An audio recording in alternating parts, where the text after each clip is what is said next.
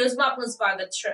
ઉમરેઠ શહેર ભાજપ મંડળ પ્રમુખ હાર્દિક પટેલની નિમણૂક સામે એમએલએનો વિરોધ। ગુજરાત પ્રદેશ ભાજપ દ્વારા આણંદ જિલ્લાના 17 મંડળ પ્રમુખોના નામો જાહેર કરવામાં આવ્યા હતા। તેવામાં ઉમરેઠના ભાજપના ધારાસભ્ય ગોવિંદ પરમારે ઉમરેઠ શહેર ભાજપ મંડળ પ્રમુખ હાર્દિક પ્રકાશભાઈ પટેલની નિમણૂક સામે ભાજપ પ્રદેશ સંગઠન મહામંત્રી રત્નાકરને લેખિતમાં રજૂઆત કરી વિરોધ નોંધાવ્યો હતો।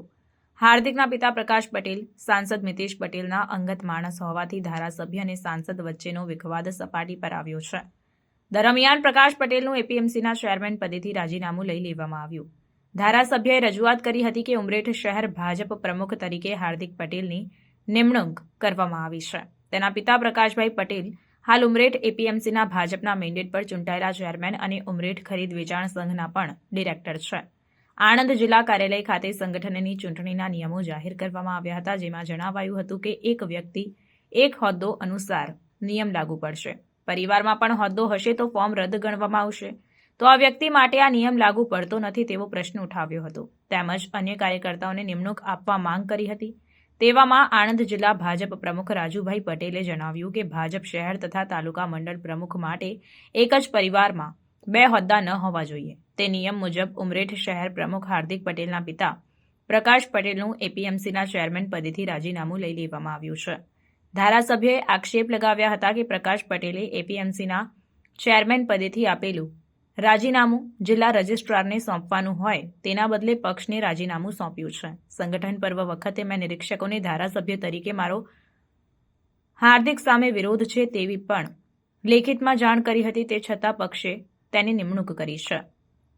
નોંધનીય છે કે હાર્દિકના પિતા પ્રકાશ પટેલ સાંસદ ગ્રુપના ખાસ માણસ ગણાય છે, જ્યારે તાલુકા ભાજપ પ્રમુખ તરીકે નિમાયેલા સુભાષભાઈ પરમાર ધારાસભ્યના જૂથના માણસ ગણાય છે। 2020-21ની ચૂંટણીઓમાં ભાજપના મેન્ડેટ પર જીતેલા રમીલાબેન કનુભાઈ પટેલને પાલિકા પ્રમુખ બનાવવામાં આવ્યા હતા, પરંતુ પ્રકાશ પટેલની દરમિયાનગીરીથી તેમને વિદેશ પ્રવાસ જવાનું બહાનું મુકાવી રાજીનામું લઈ લેવામાં આવ્યું। પાલિકાના ઉપપ્રમુખ રમેશ તળપદાને પાલિકા પ્રમુખનો ચાર્જ સોંપવામાં આવ્યો હતો। હાલના પાલિકા પ્રમુખ કનુભાઈ શાહ પણ પ્રકાશ પટેલના ખાસ માણસ હોવાનું જાણવા મળ્યું છે, ત્યારે સાંસદના જૂથ દ્વારા જૂના કાર્યકરોનું પત્તું કાપીને સાઇડલાઇન કરવામાં આવતું હોવાથી સાંસદ અને ધારાસભ્યોના જૂથ સામસામે આવી ગયા હોવાનું ચર્ચાઈ રહ્યું છે। ભાજપ દ્વારા પક્ષ વિરોધી પ્રવૃત્તિઓ કરવા બદલ પ્રકાશ પટેલને વર્ષ 2009માં સસ્પેન્ડ કરવામાં આવ્યા હતા। પરિણામે તે એનસીપીમાં જોડાયા હતા અને એનસીપીના નેજા હેઠળ પાલિકાની ચૂંટણી લડતા હાર મેળવી હતી। બાદમાં વર્ષ 2013-14માં ભાજપમાં પુનઃ જોડાયા હતા અને વર્ષ 2014માં પાલિકાની પેટા ચૂંટણી જીત્યા હતા। વર્ષ 2020-21ની સામાન્ય ચૂંટણીમાં તેમને વોર્ડ નંબર 4માંથી ઉમેદવારી કરી હતી, પરંતુ ગેરરીતિના આક્ષેપોને પગલે હાર મેળવી હતી। પ્રકાશના પત્ની 2 ટર્મ માટે પાલિકાના પ્રમુખ રહ્યા હતા।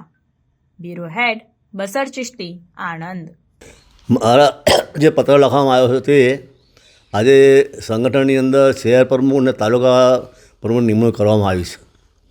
એમાં અમારા શહેર પ્રમુખ ઉમરેઠમાં જે નિમણૂક થઈ છે એ ખરેખર ગેરવાજબી છે અને પાર્ટીની વિરોધમાં છે। અમે લેખિતમાં આપ્યું હતું કે જે ચેરમેન એપીએમ ચેરમેન જે રહી ચૂક્યા છે એમનો દીકરો જો ચેરમેન થતો હોય પ્રમુખ તો ખરેખર એ થઈ શકે નહીં, અને અગાઉ પણ એની મમ્મી પણ 2 ટર્મ પ્રમુખ રહી ચૂકેલા છે, એની બહેન પણ હોદ્દા પર રહી ચૂકેલી છે, અને હાલમાં રાજીનામું આપ્યા સિવાય અત્યારે એમ કહે કે અમે રાજીનામું આપ્યું છે પાર્ટીમાં, તો ખરેખર પાર્ટીમાં રાજીનામું આપવાનું ના હોય, ખરેખર જિલ્લા રજિસ્ટ્રાર રાજીનામું આપવાનું હોય। પણ ત્યાં પહેલાં અમે રજૂઆત કરી હતી, છતાં પણ કયા કારણોસર એની નિમણૂક થઈ જાય કે એટલા માટે અમે ત્યાં રજૂઆત કરેલી છે। શું લાગે છે કયા કારણોથી આ નિમણૂક થઈ હોઈ શકે? એ તો પાર્ટીએ વિચાર્યું છે કે શું કરવું ના કરવું, પાર્ટીને જાણ નહીં હોય, અમે જાણ કર્યા પછી ખબર પડીને આવે છે નિર્ણય લેવો છે એ લે છે પાર્ટી। સામાન્ય રીતે પરિવારવાદનો ભાજપ સતત વિરોધ કરતી આવી છે, હા, તો આ કિસ્સામાં પક્ષ તરફે શું અપેક્ષિત છો, કયા પ્રકારનો નિર્ણય લે? આ પાર્ટીએ પહેલે નક્કી કરેલું છે કે ઘરમાં કોઈ પણ હોદ્દો ધરાવતા હોય તો બીજો હોદ્દો આપી શકાય નહીં। મારા પોતાનામાં પણ એવું હતું કે હું ધારાસભ્ય હતો એટલે મારા દીકરાને જિલ્લા પંચાયત ટિકિટ નથી આપી શક્યા, અમે બીજાને ટિકિટ આપી હતી, અને જેને જે આ પ્રમુખ બનાવ્યો છે એ પ્રકાશભાઈ છે, એ લોકોએ 2022ની ચૂંટણીમાં વિધાનસભામાં ઉઘાડો આપણો વિરોધ કરેલો છે, ઉઘાડા કવર વેચેલા છે, અને પાર્ટી વિરોધમાં કામ કર્યું, લેખિતમાં બધું આપેલું છે લોકોએ અમે। એમ છતાં નગરપાલિકાનો વહીવટભાઈ કરે છે, એમાં ભ્રષ્ટાચાર એટલો બધો છે કરોડો રૂપિયાનો. અમે લેખિતમાં વડોદરા, ગાંધીનગર તપાસ આખી ફાઇલો મોકલાઈ છે, પણ એ કોના મારફત રોકાઈ છે એ કંઈ ખબર નહીં પડતી. પણ મારું એટલું કે ઘણી તપાસ થાય તો બધી ખબર પડી જશે. આપ ધારાસભ્ય છો, આપના જ વિસ્તારની અંદર શહેર પ્રમુખની નિમણૂક બાબતે આપે વિરોધ કર્યો છે. સંગઠન દ્વારા આપને આ બાબતે નિમણૂક પહેલાં કોઈ જાતની માહિતી આપવામાં આવી હતી કે કેમ? સંગઠને અમને કોઈ માહિતી પહેલી આપવામાં આવી નથી. અને ધારાસભ્યની રજૂઆત હોય તો એમને ધારાસભ્યને તો વાત તો કરવી જોઈએ ને.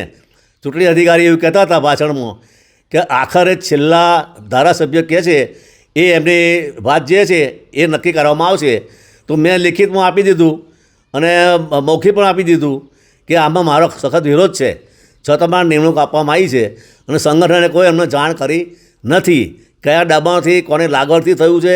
ખરેખર આ પાર્ટી જો આપણે પાર્ટી ચલાવવાની હોય તો જે નિયમ હોય એ નિયમ તોડવાના જોઈએ. પ્રાર્થના સંદેશ ન્યૂઝની તમામ લેટેસ્ટ અપડેટ્સ માટે ચેનલને હમણાં જ લાઇક, શેર અને સબસ્ક્રાઇબ કરો.